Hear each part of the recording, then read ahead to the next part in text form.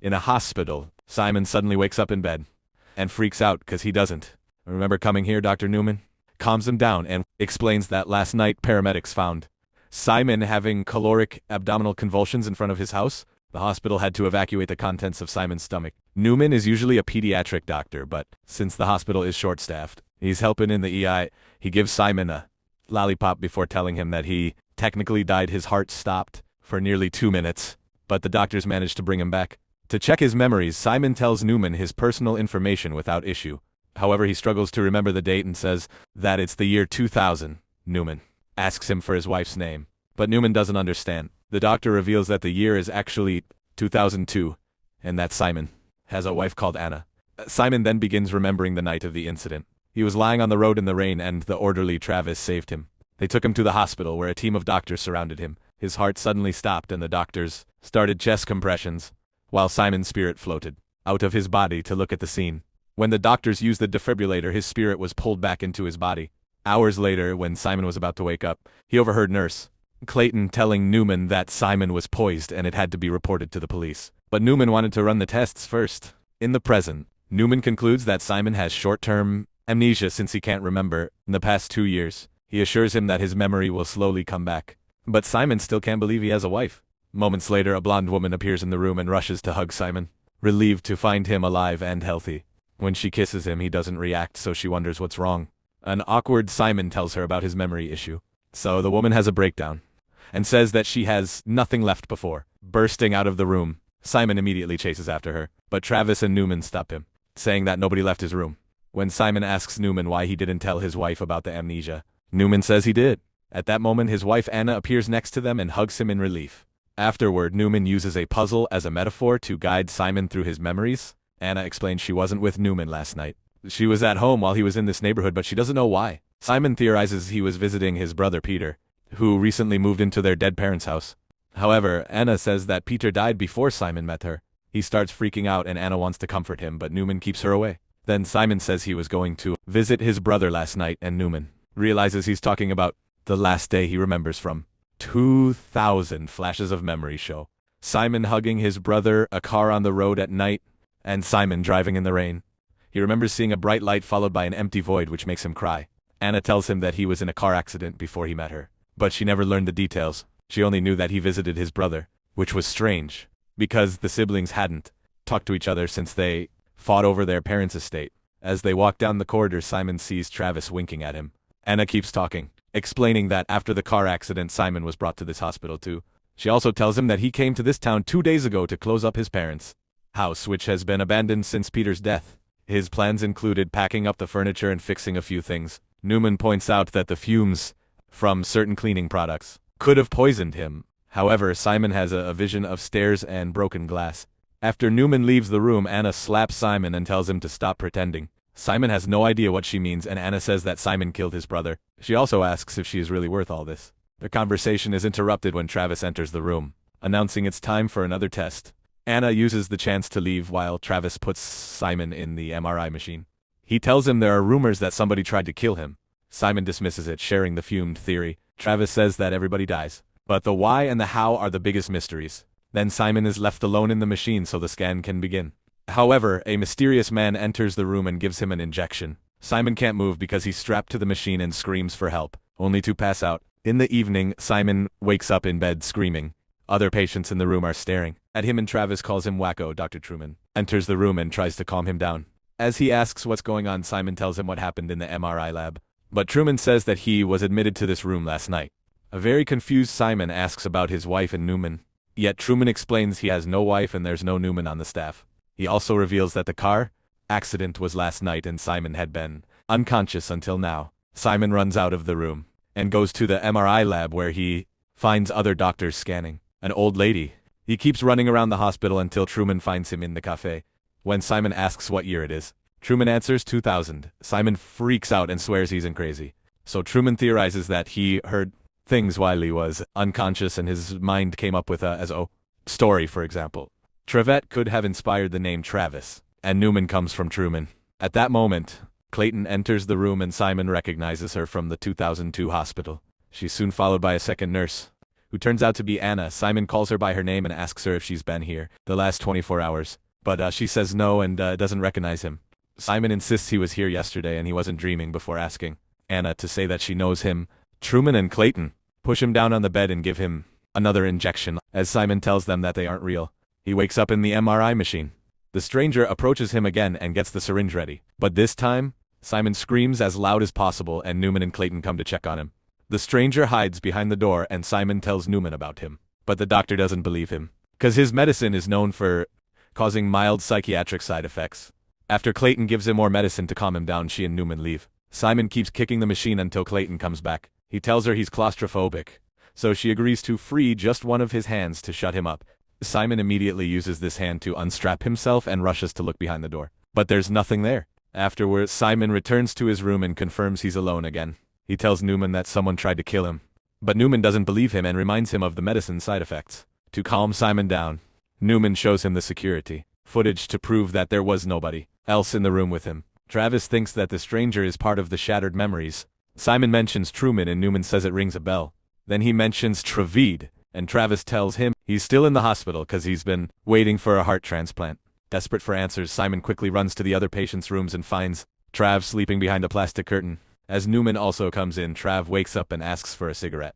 So Simon tells him that they talked 2 years ago. Those words make Trevette remember him and he calls him wacko again. Simon tells Newman that this is proof that he isn't imagining things. Then Simon enters the elevator to return to his room. When the doors are about to close, the blonde woman runs to join him. He explains again that he can't remember her and asks her for some time. So she says that she can wait. Next, she tells him she loves him and kisses him. But they have to pull apart when another person enters the elevator. They wait awkwardly in silence until the man leaves and Simon asks the woman how they could be together if he's married. She says she regrets nothing and Simon realizes that Anna knows about this affair. The woman explains that he doesn't love Anna and promises to come back later. When she's about to leave, Simon grabs her hand and remembers that her name is Claire. Suddenly he's wearing nice clothes and he's standing in a house with Claire, telling her that he loves her. Simon has some weird visions about the plants in the room and Claire reappears with a flower behind her ear. They discuss if what they're doing is right and end up getting naughty on the couch, unaware that Simon's brother Peter can see them. At that moment, Simon reappears in the elevator and realizes he was just having a flashback. He tells Claire that he now remembers loving her and they hug. Claire wonders if they're paying for what happened before she leaves. Simon tries to follow her but she's disappeared. When Simon returns to his room, he finds the other patients again and Gravette confirms it's 2000. Then Truman brings Simon to his office to share some bad news. Peter was also in the accident but he didn't survive. This triggers a memory of Simon and Peter standing near a cliff. Afterward, Simon returns to the room and Trebet says that he'll be operated on tomorrow. So he's scared he won't make it. Simon tells him that he's seen the future and assures him he'll be fine. Their philosophical talk is interrupted by Truman, who says that Peter's fiancée has come to see Simon. He goes to the cafe and is shocked to find Anna waiting. But she quickly clarifies she's just taking a break. She has some questions about the accident.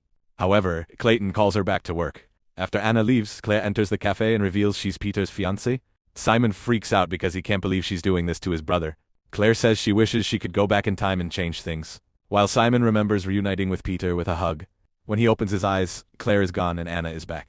She pulls out a tape recorder and plays a recording of Peter's voice. Before his death, he said, "Simon did this to me. Simon killed me." Simon freaks out and refuses to believe it as he pushes Anna against a chair, wondering what she's trying to do. Anna starts talking about Simon's family money, and a memory flash reveals that he marries her because she blackmails him. Anna gets affectionate and promises to see him more often from now on. When Anna leaves, Simon follows her, but crossing the door drops him on the driveway of his parents' house. Claire is in a car driving away. Simon watches her before entering the house where he hears two voices arguing. He follows the sound until he sees himself and Peter arguing. When Peter tries to kick his brother out, past Simon refuses to leave and they end up fighting. In the struggle, past Simon pushes Peter through the glass ceiling. Current Simon goes to the roof to have a better view. His past self finds Peter unconscious on the floor covered in glass shards, so he starts dragging the body out as a phone rings in the background.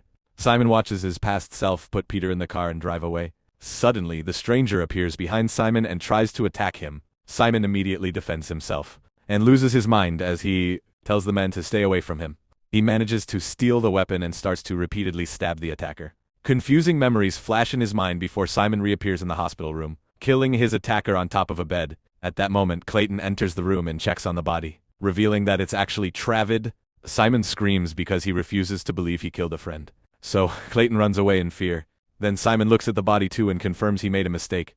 So he has a breakdown. The alarm then echoes in the building and Simon can hear security coming. So he rushes to the elevator. He comes out in the basement and sees the guards searching for him on the security cameras. He takes the stairs to look for an exit and accidentally bumps into Anna, who sees the bloodstains and concludes he's killed again. Simon pushes her against the wall and swears this isn't real, but Anna pushes him off and smacks her head on the wall. Two guards then appear in the corridor and Simon runs again, so a chase ensues. When Simon crosses a door, Travis stops him and Simon is shocked to find himself clean again. Travis tries to chat with him, but Simon quickly escapes by taking the stairs. He runs to Trevette's room and is relieved to find him alive. Simon realizes he's been hallucinating things after all, so he asks Clayton to tell him about his brother's death. Suddenly Trevette feels sick and throws up blood all over the curtains. Blood appears on his chest too and Simon helps Clayton cover the wounds which match the stabbing spots. As doctors enter the room to try to revive Trevette, Simon steps back and snaps, screaming, "I killed him." Another flashback shows that Simon took Peter's body to the cliff in the car and moved him to the passenger seat. Then he released the brake and the vehicle started to move. At that moment, a truck appeared on the road, so Simon quickly got back in the car and stopped it. The truck stops nearby and the owners start getting dirty in it. Simon has no choice but to move Peter and drive away. In the present, Simon corners Clayton and forces her to talk. Clayton tells him that Peter was brought by the paramedics and was sent to surgery, but his injuries were so severe that he was put on life support. Unfortunately, he didn't make it. Their conversation is interrupted by Anna's arrival and Simon notices that her wound from 2000 is appearing now on her forehead. Anna ignores it and asks him to come home. But Simon refuses to play her game and swears he'll change things. Then Simon goes to the cafe, but he's still in 2002 when he sees Newman's puzzle. He concentrates on the exercise and manages to reappear the night when his affair with Claire started. This time he turns Claire down before the naughty begins. However, Peter still hears her confess her love for his brother. Claire immediately runs after him, but Peter kicks her out so she leaves in her car. A desperate Simon tries to tell Peter that nothing happened, but Peter refuses to listen and they fight again, ending with the same result. Ignoring the ringing phone, Simon drags Peter's unconscious body to his car to take him to the hospital. Soon it starts to rain and there's almost no visibility on the road. Simon drives carefully and manages to dodge a bunch of cars. However, Peter suddenly wakes up and Simon gets distracted, so his car ends up crashing into Claire's. Minutes later, paramedics arrive and one of them looks like Anna. Claire's already dead, so the team concentrates on the brothers. Travis checks on Simon, matching the memory from earlier. Once the brothers recover, they get together to talk. Simon is still confused about what happened, so Peter tells him that the phone call had been from Claire Shaw, regretted leaving them, and turned the car around to return to the mansion only to crash into the brothers' vehicle. Simon looks at a picture and notices that their father is Newman. He starts freaking out and Peter says that they all died, including Simon himself, so he needs to let go.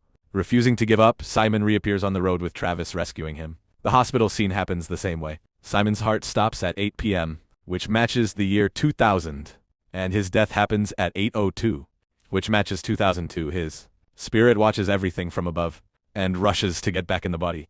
Simon then wakes up in the bedroom hearing from the doctor that it's the year 2002 that he died, and that his wife Anna is waiting outside. Make sure to subscribe and turn on notifications so you can watch more videos like this. Thanks for watching.